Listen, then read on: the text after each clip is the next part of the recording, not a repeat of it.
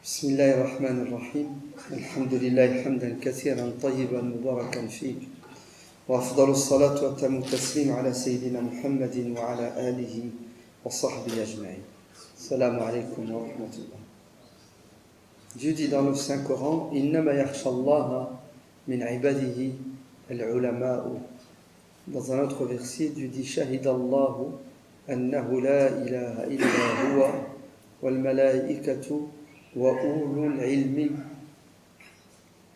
Ces deux versets du Coran mettent en évidence l'importance du savoir et des savants, puisque ceux qui sont le plus enclins à craindre Dieu parmi les êtres humains, ce sont ceux qui le connaissent le plus et le mieux, al-ulama, les savants. C'est pour ça que l'islam insiste sur la place de la connaissance. Et Dieu prend comme témoin les savants de son unicité, au même plan que les anges. Et les anges témoignent qu'il n'y a de Dieu si ce n'est qu'Allah. Et les savants témoignent. Et le témoignage des anges, qui sont des êtres purs, qui sont dans le monde invisible, équivaut à le même poids que celui des savants, qui sont des êtres humains avec leur imperfection, qui n'ont pas vu et qui n'ont pas de contact direct avec le monde invisible. Ce qui prouve la place et l'importance de ces savants qui ont une force de conviction qui équivaut presque à celle des anges. Pourquoi ? Parce qu'ils ont la science, parce qu'ils ont l'ilm. L'ilm, c'est une lumière. Hal yastawi alladhina ya'lamuna walladhina la ya'lamun. Sont-ils égaux, ceux qui savent et ceux qui ne savent pas? L'aveugle dépend de qui? De celui qui voit pour se déplacer. Celui qui voit est libre. Il est capable d'aller où il veut. Le savant voit ce que l'ignorant ne voit pas et ne comprend pas. C'est pour cela, s'il y a bien quelque chose que l'on doit faire en permanence, c'est apprendre, étudier, réfléchir, cogiter. Si la science est importante, notre religion nous demande de respecter ceux qui ont la science, les savants. Ainsi, le prophète sallallahu alayhi wa sallam dit, dans un hadith authentique, les savants sont les héritiers des prophètes. Et les prophètes n'ont pas laissé en héritage des biens matériels. Le vrai héritage des prophètes, qui est le plus important, c'est la science et la connaissance, le savoir. Un air de dire que les savants sont proches du prophète parce qu'ils ont assimilé la science. Le prophète sallallahu alayhi wa sallam a transmis. Et ce qui fait la grandeur et la beauté d'un prophète, c'est la révélation qu'il a reçue. Cette relation intime et directe avec Dieu, mais c'est aussi sa connaissance et son savoir qui lui vient de Dieu. وَعَلَّمَكَ مَا لَمْ تَعْلَمْ. Dieu t'a enseigné ce que tu ne savais pas. Donc les savants ont une place dans notre religion. D'ailleurs, le prophète sallallahu alayhi wa sallam dit, dans un hadith authentique, que celui qui n'a pas de respect pour les savants ne fait pas partie de cette communauté. C'est-à-dire, c'est quelqu'un de très mal éduqué, qui trahit les valeurs de l'islam et qui trahit la communauté musulmane. Donc, tant qu'il y aura dans cette communauté des savants inspirés, qui ont assimilé l'héritage du prophète, les gens seront bien guidés, car les savants sont des phares. Mana, un phare. Dans les ténèbres, il faut quoi? Il faut des phares pour que tu vois clair, afin que tu ne t'égares pas. Les savants sont des bergers pour le troupeau. Pour cela, les savants musulmans sont d'accord pour dire que toute la communauté est et reste dans le péché tant qu'elle ne se donne pas les moyens pour former des gens afin qu'ils deviennent savants.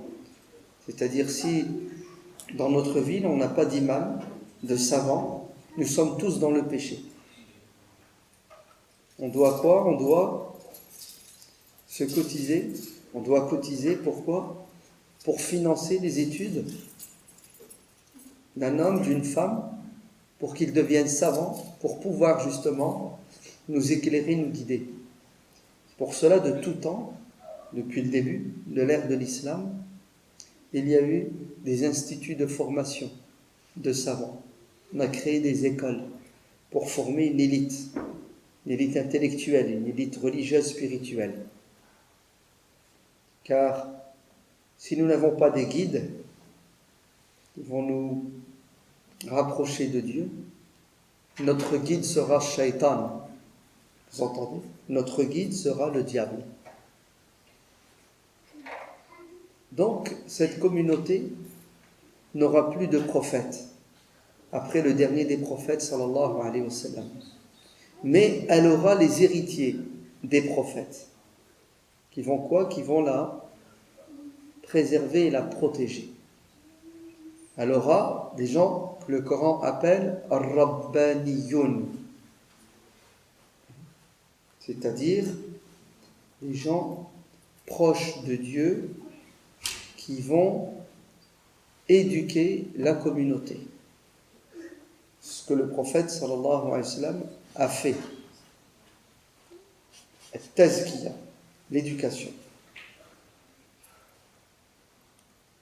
Cependant, l'habit ne fait pas l'imam.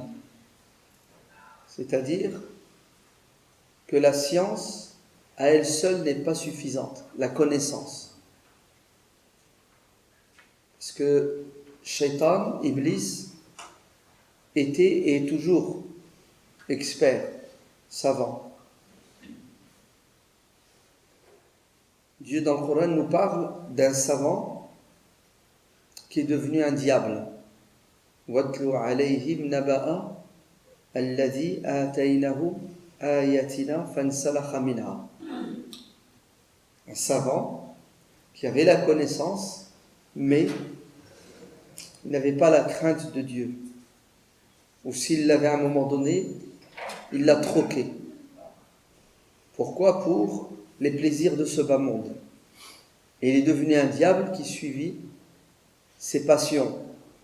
Voire même il a fait des choses qui dépassent l'entendement, si bien que le diable était quoi? Était minable devant cet homme. Donc la connaissance, le savoir ne sont pas suffisants. Abdullah ibn Abbas radiyallahu anhu dit al-ilmul khashya. La vraie science, c'est celle qui suscite en toi l'amour de Dieu et la crainte de Dieu. Si bien que tu es sincère, tu invites les gens au bien et tu le fais, tu dissuades les gens de faire le mal et tu es le premier à t'en éloigner, et tu es au service des petites gens. Et c'est ça un savant. C'est celui qui sert la communauté, l'humanité, comme les prophètes ont servi l'humanité. Les prophètes ont tous été des enseignants qui avaient pour objectif de sauver l'être humain. Les prophètes sont les savants sont les héritiers des prophètes. Pour ça, on parle de deux types de savants. Des savants qui ont la connaissance, qui ont la rhétorique, mais la pratique ne suit pas. Et vous avez des savants qui ont la connaissance, qui ont la rhétorique, et qui mettent en pratique et qui se sacrifient pour l'intérêt général. Al-ulama'u al-amilun. Pour cela, Sahl ibn Abdillah al-Tustari radiyallahu anhu dit An-nasu halka. Les gens sont voués à leur perte, sauf al-alimun, ceux qui savent. Et ceux qui savent, eux aussi sont voués à leur perte. sauf ceux qui agissent, qui mettent en pratique ce qu'ils savent. Et ceux qui agissent sont aussi voués à leur perte, sauf s'ils sont sincères.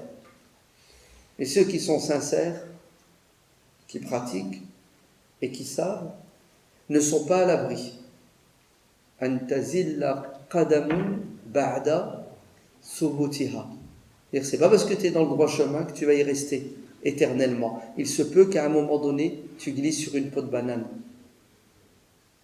Comme ce savant dont Dieu nous parle, qui a été qualifié, comparé à un chien, kamathalil kalb. Famathaluhu kamathali al-kalb.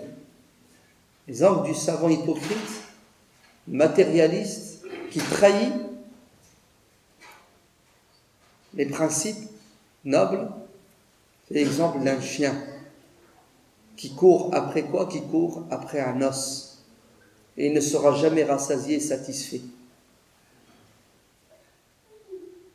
Ainsi, il y a deux types de savants.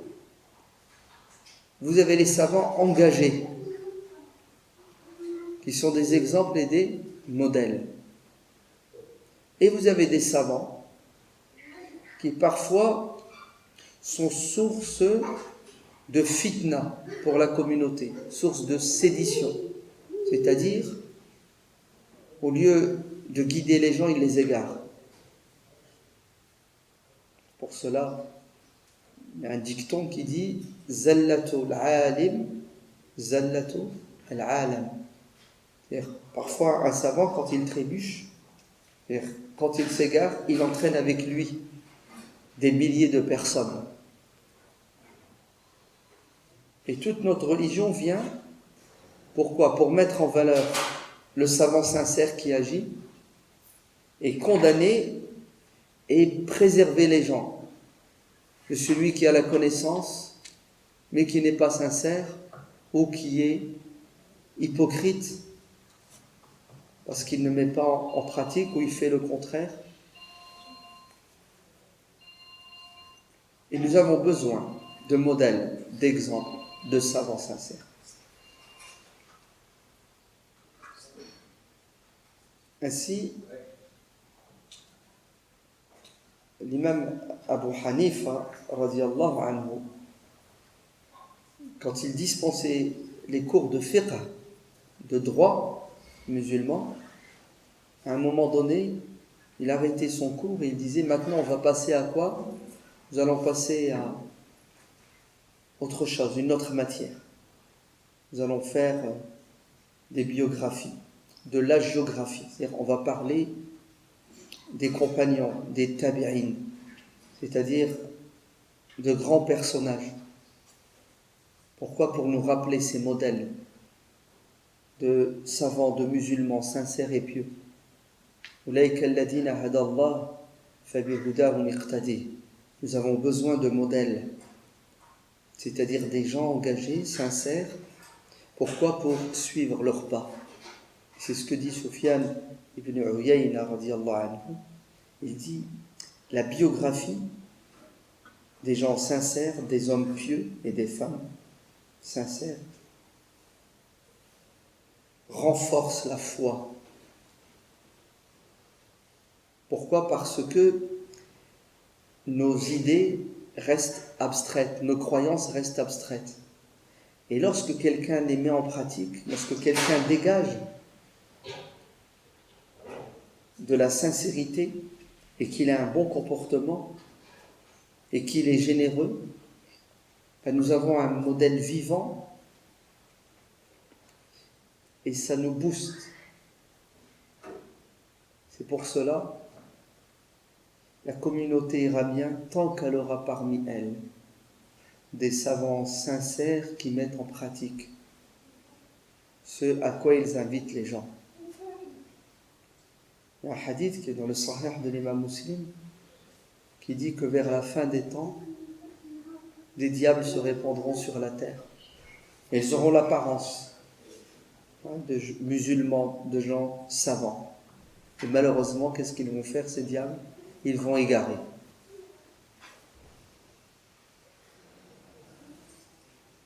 lorsque la communauté connaît des moments difficiles, des moments de fitna, de sédition,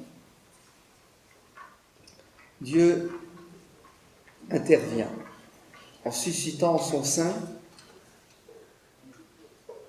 des hommes et des femmes qui vont rénover cet édifice qui est en ruine. Le prophète sallallahu alayhi wa sallam dit dans le hadith rapporté par Abu Daoud, l'imam Ahmad ibn Hanbal, que tous les siècles, Dieu suscite dans cette communauté des personnes qui vont quoi ? Qui vont redonner la vie à la communauté. Des hommes et des femmes qui s'engagent, qui se sacrifient pour l'intérêt général. Des gens qui sont des modèles et des exemples. D'ailleurs, si cette religion est toujours aujourd'hui vivante, c'est parce qu'elle est portée par des hommes et des femmes qui sont sincères, qui sont honnêtes, qui sont vertueux et qui sont engagés. On va aujourd'hui évoquer succinctement la vie de 3 grands savants qui ont eu un impact et qui ont toujours un impact extraordinaire sur la communauté musulmane, j'ai même envie de dire sur l'humanité tout entière, et en particulier sur la communauté musulmane d'Occident et de France. Des savants qui, toute leur vie, a été un engagement sans limite. Ils ont mis en pratique le verset du Coran qui dit « Qul inna salati wa nusuki wa mahyaya wa mamati lillahi rabbil alamin » c'est-à-dire j'existe pour Dieu. Je suis au service des créatures pour plaire à Dieu. Et croyez-moi que ça ne court pas les rues. Des savants qui se sacrifient, qui sont engagés. Il y a beaucoup de savants aujourd'hui qui sont des spectateurs. D'ailleurs, Hassan al-Banna, rahimahullah, lorsqu'il a fait le constat, on est au début du XXe siècle, que la communauté musulmane était moribonde. Vous savez, l'encéphalogramme, il était presque plat. Il est allé frapper à la porte des savants de l'Azhar pour leur rappeler leur devoir. Vous êtes des pompiers, vous devez éteindre les feux. Vous êtes des médecins, vous devez sortir soigner les gens. Des urgentistes. Les gens-là, ils sont en train de quoi ? Ils sont en train de tomber partout.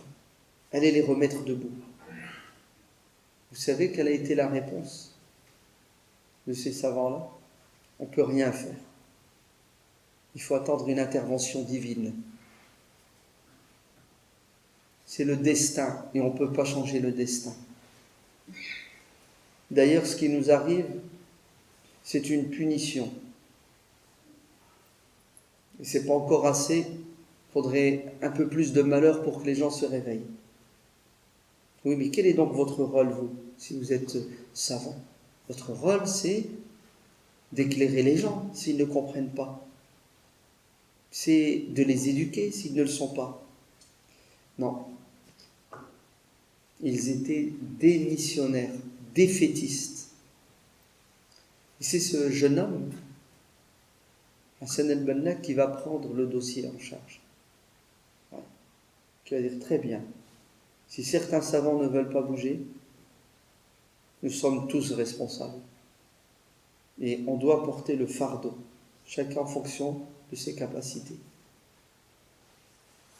Et un jour, on lui posera une question, on lui dira « Pourquoi est-ce que tu n'écris pas des livres comme la plupart des savants, vous savez, écrivent tafsir du Coran, des exégèses ?»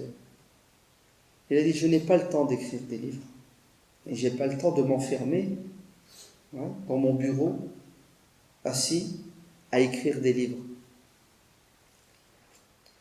Mais vous savez, qu'est-ce que je fais et ce que je vais continuer à faire? Je vais former des gens, je vais éduquer, je vais réveiller les cœurs et les consciences. Et ces gens-là, que je vais ressusciter, écriront des livres. Si moi, je n'écris pas, c'est parce que je ne veux pas ou je n'ai pas les compétences. C'était un érudit, il avait une plume extraordinaire, mais il avait le sens des priorités, des urgences.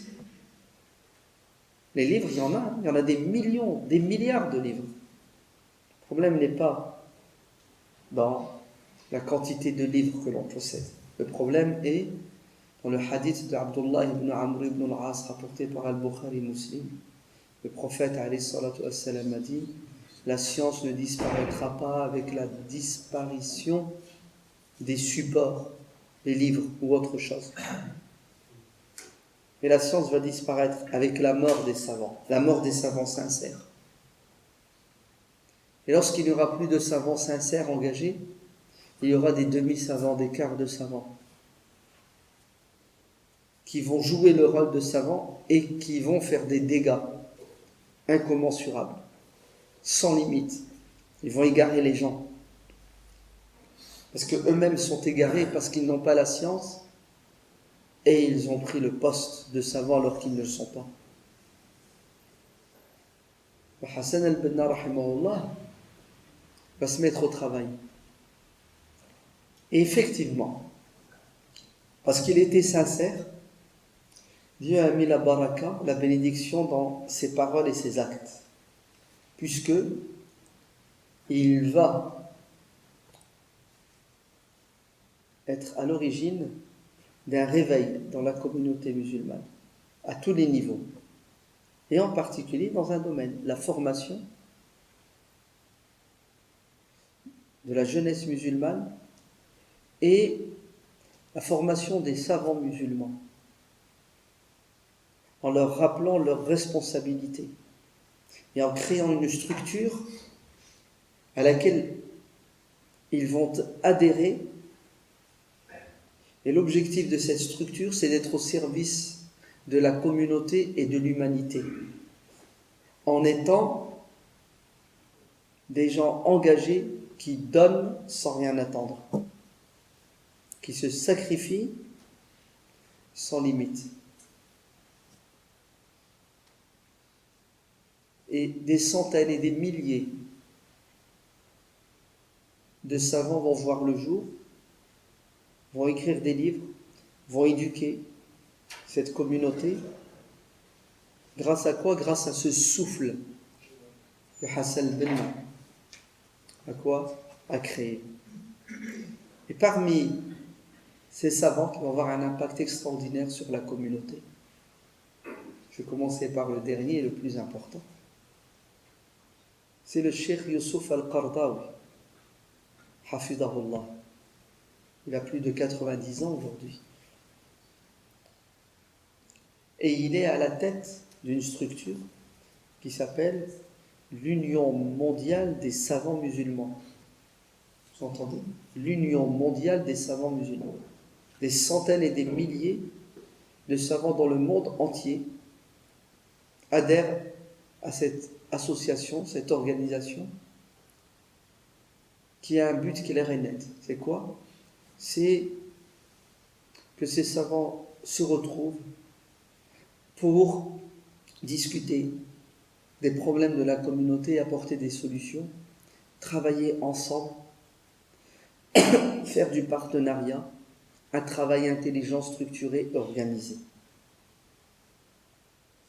Ce n'est pas le seul rêve qu'il a réalisé, puisque dans ses mémoires, il a dit: mon objectif et mon but, avant de mourir, c'est de créer l'Union des savants musulmans, l'Union mondiale des savants musulmans.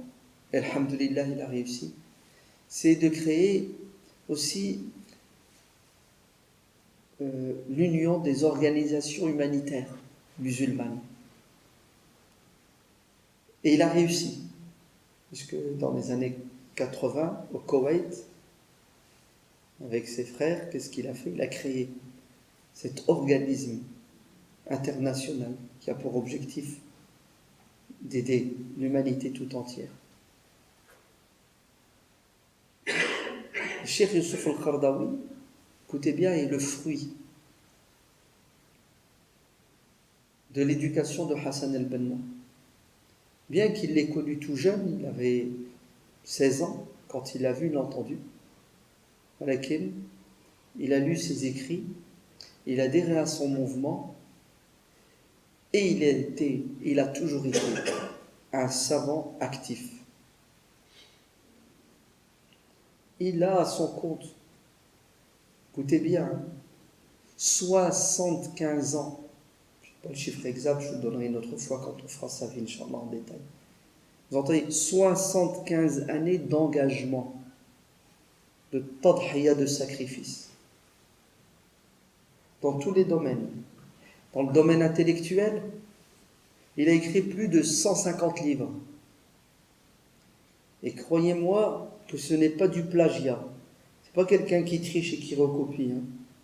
C'est pas quelqu'un qui écrit un livre pour écrire un livre pour gagner de l'argent ou pour être connu. Tous les livres qu'il a écrits ont une plus-value intellectuelle et spirituelle. C'est-à-dire, il écrit parce qu'il y a un besoin. Il ne va pas écrire un livre alors qu'il y en a des dizaines qui parlent du même sujet et il ne peut rien apporter de nouveau. En fait, ses écrits sont l'expression de son ijtihad. C'est-à-dire, c'est un savant qui répond aux besoins de la communauté. Ce n'est pas un savant qui rapporte un narrateur qui transmet. On se pose des questions. Comment Cheikh Youssouf al-Qaradawi a réussi à écrire plus de 150 livres malgré toutes ses occupations? Il est président de dizaines d'organismes, d'associations. Président de comités éthiques de plusieurs banques islamiques pour voir si tout est compatible. D'ailleurs, il est, avec d'autres, à l'origine de la création, justement, du système bancaire islamique. Vous entendez? C'est pas quelqu'un qui fait de la théorie. C'est quelqu'un qui a fait de la théorie, qui a fait de l'ijtihad au niveau économique, au niveau de la zakat, l'investissement, et en même temps, il a mis en pratique en créant les structures, en participant à la création. Et après, le suivi. Parce qu'il faut suivre. Puis il y a toujours des nouveautés, il faut apporter des réponses. C'est halal, est-ce que c'est compatible avec la sharia ou non? D'ailleurs, son bouquin est une référence sur la zakat, fiqh zakat. C'est-à-dire qu'il a repensé la zakat au XXe siècle avec toutes les données récentes en économie, commerce et tout ce que vous voulez. Comme je dis, il n'est pas dans la répétition et le plagiat. Cheikh Abul A'la al-Mawdudi rahimahullah dit que ce livre, Fiqh zakat, malheureusement qu'il n'est pas traduit en français. Il est en anglais, pour ceux qui sont impatients de le lire. Il est le livre du siècle. Dans quoi? Dans ce domaine. Parce que tu vois l'ijtihad du cheikh. Et d'ailleurs, c'est ce qui fait sa force et sa grandeur, Cheikh Youssouf al-Qaradawi. C'est quoi? C'est que ce n'est pas quelqu'un qui est dans le taqlid, le mimétisme, la répétition. C'est quelqu'un qui est dans l'ijtihad, l'innovation, la réflexion, la compréhension intelligente de la religion dans le contexte dans lequel nous vivons, pour répondre à quoi? Aux défis. Oui, si Hassan el-Banna n'a pas eu le temps d'écrire, Cheikh al-Qaradawi a écrit pour Hassan el-Banna et pour la communauté tout entière. Cheikh al-Qaradawi a fait presque tous les pays du monde pour transmettre la parole de Dieu. C'est un globe-trotter. Et il a des millions de kilomètres pour son compteur. Vous entendez? Et ce, depuis les années 50. Après sa sortie de prison, puisqu'il a fait partie de ceux qui ont payé le prix du renouveau islamique. Puisqu'en 1954, le despote et tyran Nasser va faire exactement la même chose que ce qu'est en train de faire son rejeton Sisi, c'est-à-dire mettre en prison tous ceux qui veulent réformer al-Islah, la société égyptienne, l'améliorer, arrêter l'hémorragie, c'est la corruption, la destruction des valeurs.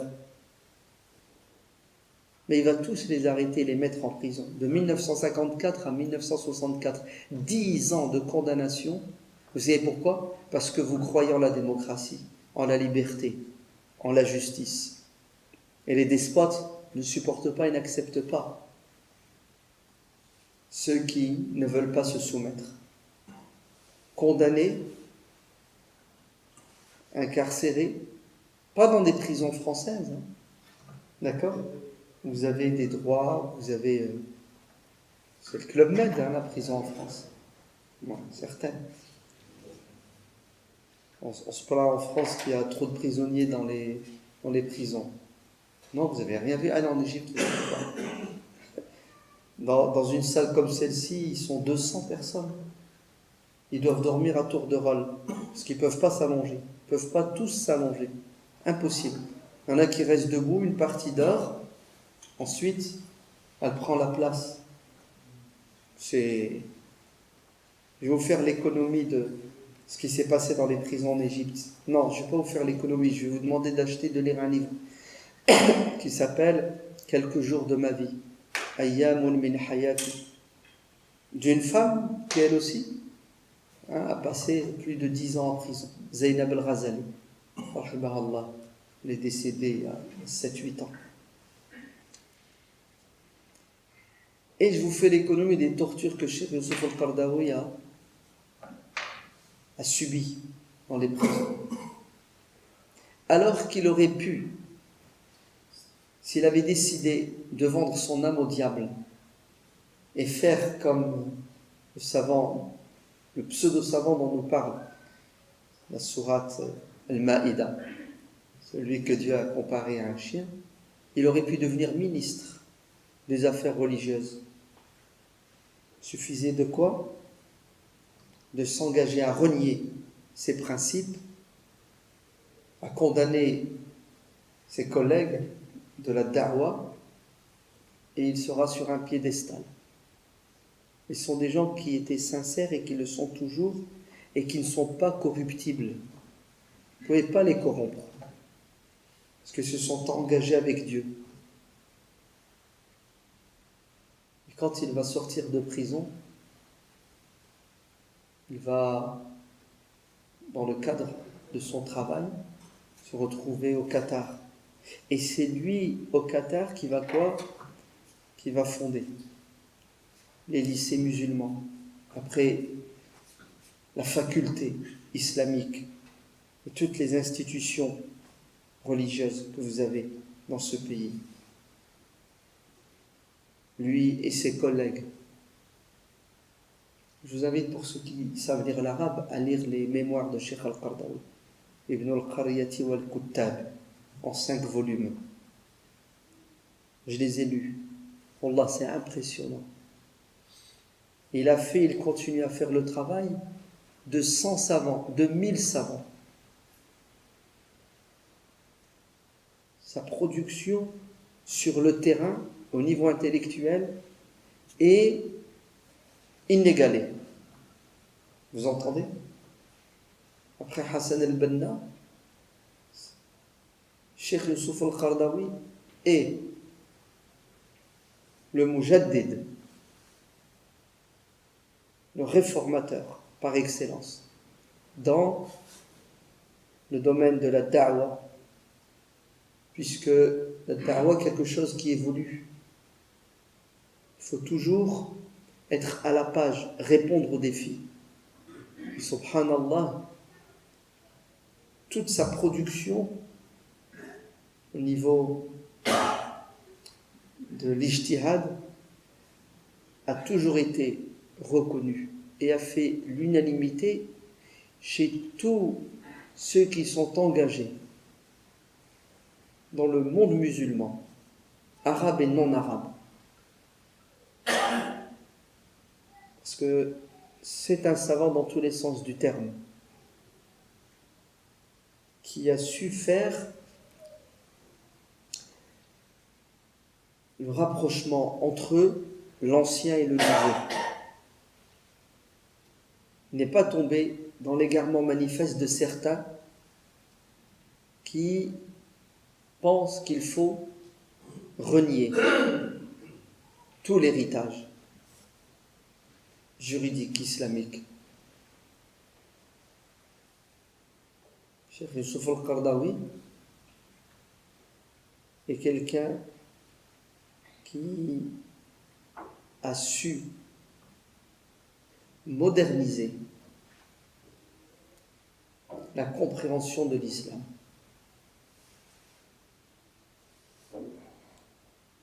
Il est toujours là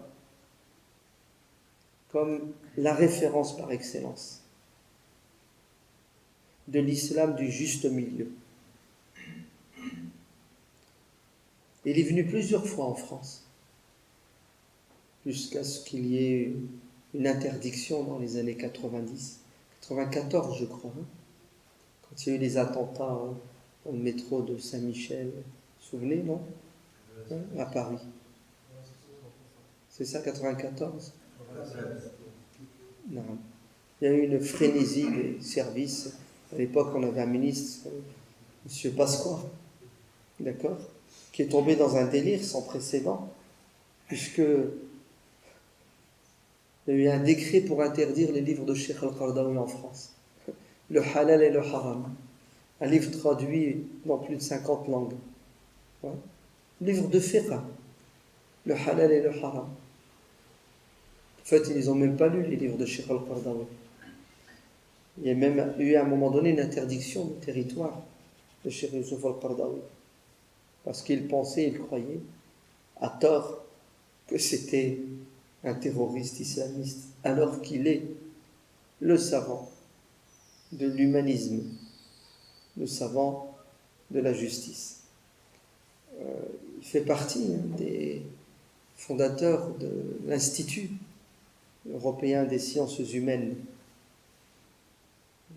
Plusieurs fois, il est venu en France, il est intervenu dans la rencontre annuelle des musulmans de France. Et son émission sur Al Jazeera, Al-Shari'atu wal-Haya, c'est une émission qui a toujours été suivie par des millions de musulmans partout sur Terre. Mais on y reviendra. En tout cas, on peut lui donner le qualificatif du pape de l'islam. Et oui, il est sans aucun doute, nul doute, le savant qui fait l'unanimité chez la majorité des savants. La preuve, il est le président de l'Union mondiale des savants musulmans.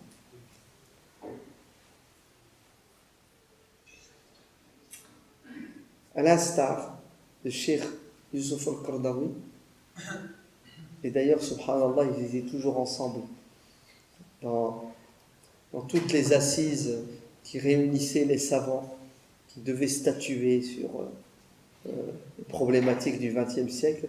Vous trouvez toujours Cheikh Youssouf al-Qaradawi et à sa droite Cheikh Faisal al-Mawlawi, rahimahullah. Cheikh Faisal al-Mawlawi libanais. Et il est comme Cheikh Youssouf al-Qaradawi du juste milieu, quelqu'un de savant,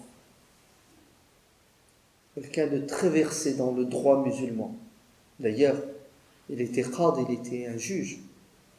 Non, il était le président des tribunaux sunnites du Liban, le premier magistrat au Liban.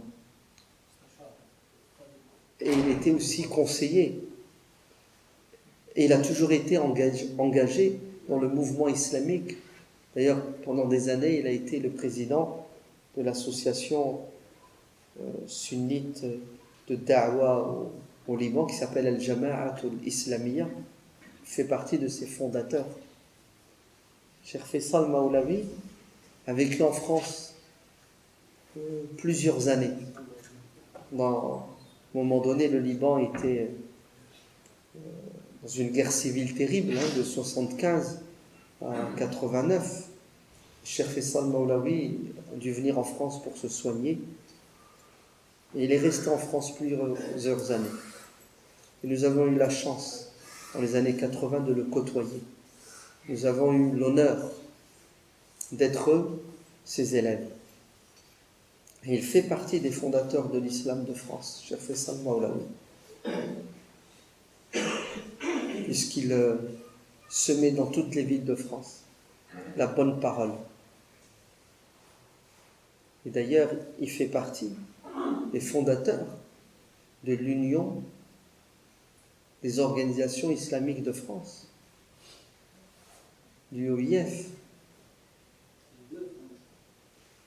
Comment? Oui, tout à fait.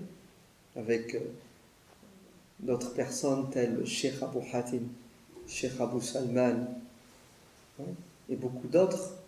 Cheikh Faisal Maulawi, rahimahullah, était un savant qui était sur le terrain. Demandez aux frères ici d'Île-de-France, ils vont vous dire. Il a fait les foyers de Paris. Vous savez, dans les années 80, il n'y avait pas beaucoup de mosquées. Et il était présent. Il allait là où on l'invitait. Il faisait des kilomètres. Il était très modeste. Ce qui le préoccupait, c'était la communauté musulmane.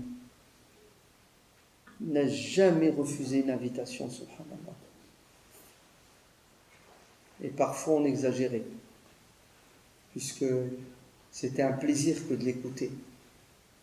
Pendant des heures tardives, malgré son âge, malgré sa fatigue, le cheikh patientait pendant des heures. Moi, je me souviens, la première fois que je l'ai rencontré, c'était à Mulhouse, au mois de décembre. On avait un congrès. On est parti d'ici, de Paris, de Ménilmontant, le local du GIF, le groupement islamique en France de l'époque. On est arrivé à Mulhouse le vendredi. Je me souviendrai toujours, il faisait un froid de canard. Et quand on est rentré dans la mosquée rue de Néper à Mulhouse, c'était entre le Maghreb et l'Aïcha, et Cheikh Faisal Maulawi était en train de faire sa conférence. Et je m'assois, et il était en train de parler de Sulh al-Hudaybiyah, le pacte, la trêve d'al-Hudaybiyah. Et il expliquait la stratégie intelligente du prophète sallallahu alayhi wa sallam, qui a tout fait pourquoi? Pour trouver un terrain d'entente avec ses ennemis, pour l'intérêt général, la paix. Et là, tu écoutes un savant éclairé, un savant qui te ramène la sira et te la contextualise. Tu sais, on est dans les années 80, pas beaucoup de discours, il n'y a pas beaucoup de littérature. Et le peu de littérature qu'on avait, c'était une littérature classique. Et là, qu'est-ce qu'on a? On a un savant qui nous parle de l'islam de manière éclairée, intelligente, et dans notre contexte français. C'est pour cela. Personne ne pourra nier l'importance et l'impact de Cheikh Faisal Maulawi dans l'islam de France. Vous savez pourquoi? C'est Cheikh Faisal Maulawi qui nous a ouvert l'esprit, parce qu'il fut un temps, nous étions des musulmans zélés, animés par de bonnes intentions, mais ignorants des fondamentaux de la religion, si bien qu'on dégageait une certaine violence lorsqu'on prêchait l'islam. Le Cheikh Faisal Maulawi nous a rappelé à l'ordre en disant non, vous vous trompez. L'islam, c'est la religion de la miséricorde. L'islam, c'est la religion de la tolérance. L'islam nous enseigne à vivre ensemble, dans le respect et dans l'amour. C'est pour cela, Cheikh Faisal Maulawi a se mettre à écrire tout de suite des essais très importants. D'ailleurs, ça a été à la demande de l'UOIF. Il a écrit un petit livre qui s'appelle Al-Nusus al-Shar'iyya, les fondements juridiques des relations entre musulmans et non-musulmans. Et comment est-ce qu'on doit vivre dans la différence et la divergence? Toi, en tant que musulman, quelles doivent être tes relations avec le non-musulman? C'était très important. Vous savez pourquoi? Parce que, comme je dis, il y avait une littérature classique qui nous enseignait le rejet et la violence. Et alhamdulillah, grâce à Cheikh Faisal Maulawi, à son intelligence, son ouverture, sa bonne compréhension de l'islam, nous allons quoi? Nous allons vite quitter, abandonner cette compréhension de l'islam rigoriste. On va le dire, extrémiste, qui rejette les autres. Et Cheikh Faisal, rahimahullah, fait partie des fondateurs d'une institution extraordinaire qui s'appelle le Conseil européen de la fatwa et de la recherche. Pourquoi? Parce que Cheikh Faisal, Cheikh Youssouf al-Qaradawi et tous les autres ont compris que l'Europe, la France, ce n'est pas le monde musulman.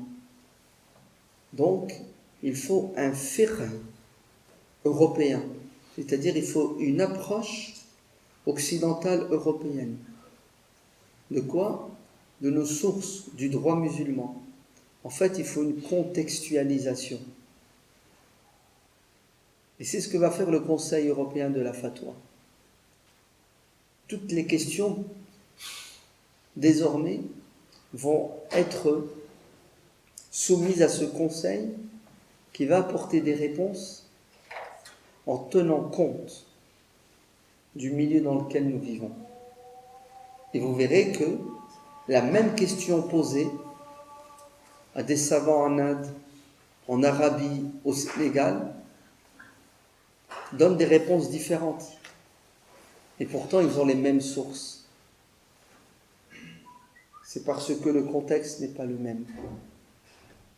Et aujourd'hui, nous avons le Conseil européen de la fatwa, qui est à l'origine de fatwa, qui nous facilite la pratique de la religion en France, en Occident, en Europe. Est-ce que vous savez que le calendrier de l'UOIF, qui a été le premier calendrier, qui est toujours le calendrier par excellence pour nous musulmans de France, celui qui l'a pensé au niveau juridique, au niveau sharaï, c'est Cheikh Faisal Maulawi, puisque les calculs sont basés sur quoi? Sur sa fatwa. Parce que dans les années 80, on a tout de suite compris qu'il y avait un problème de déterminer les horaires de prière, surtout l'horaire de la prière de l'Aïcha et de Subh. Les autres prières, c'est pas compliqué. Le Maghrib, ça se voit. Le Dhuhr, c'est le zénith. Al-Asr, le milieu d'après-midi. L'Aïcha et Subh posaient problème. Et Cheikh Faisal Maulawi, parce que c'est un mujtahid, c'est pas un muqallid, c'est pas quelqu'un qui est dans le suivisme, à quoi trouver la solution? C'est calculer l'heure de l'Aïcha et de Subh sous l'angle du 12 degrés. Et ça nous donne des horaires de prière potables, qu'on peut respecter. Et d'autres fatwas aussi importantes et fondatrices de l'islam d'Occident. On reviendra sur Cheikh Faisal parce qu'il est fondamental. Un troisième cheikh aussi qui a eu un impact, c'est le grand cheikh Abdel Fattah Abu Ghudda, rahimahullah. Il est syrien. Vous savez que les savants de Syrie ont leur charme, n'est-ce pas? Si certains ont dit que le Coran a été révélé à la Mecque, c'est ça? En Arabie. Il est récité en Égypte. Les savants égyptiens sont connus pour Al-Bast al-Samad, Al-Manshawi, Al-Husari. Il est appris par cœur au Maghreb. On connaît les Maghrébins, les Mauritaniens. Et il est expliqué, où ça? Dans le Cham. Et les savants syriens, effectivement, ont leur charme. Et parmi ces grands savants syriens, le Cheikh Abdel Fattah Abu Ghudda, qui est un savant spécialiste versé dans une science qu'on appelle les sciences du hadith. Quand je dis spécialiste, c'est vraiment une pointure, une référence. Il a à son compte plus de 100 livres dans le domaine. Juste une anecdote, la première fois que je l'ai rencontré, c'était à Château-Chinon, là où se trouve l'Institut européen des sciences humaines.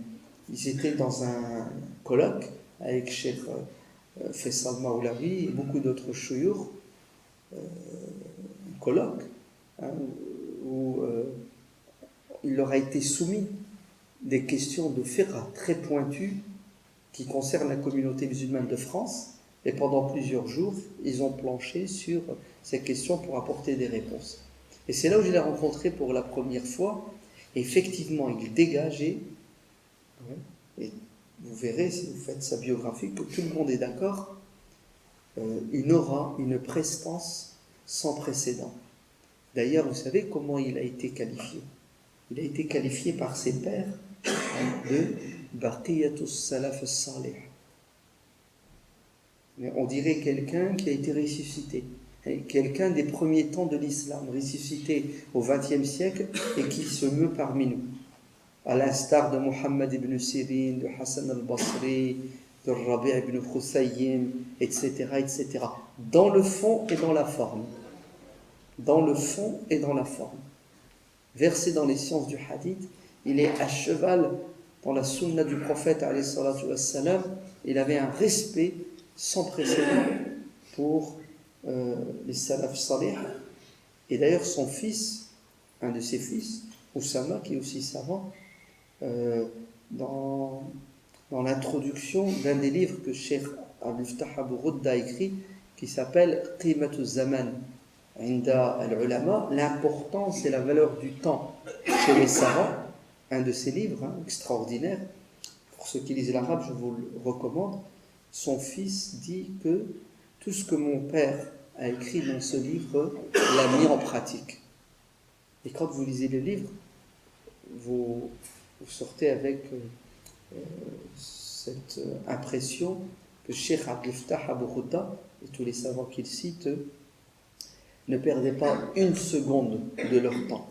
Et ce n'est pas une impression, puisque Cheikh Oussama, son fils, témoignait. Son fils, il le connaît. Il dit, mon père ne perdait pas une seconde de son temps. Il était toujours en train de quoi? En train d'être utile pour lui et pour les autres. Il a dû quitter la Syrie comme des centaines et des milliers de musulmans engagés ont quitté la Syrie à cause de la répression du père de Pharaon, le Syrien, Hada Bashar al-Assad. C'est le rejeton de Hafid al-Assad. Tel père, tel fils, dans la barbarie et la sauvagerie. Hada, son père, il a réprimé le mouvement islamique. Et Cheikh Abdel Fattah Abu Ghudda, avec d'autres savants, ont fui cette répression. Et il a vécu en Arabie, à Riyad. C'était un grand enseignant pendant des années et des années.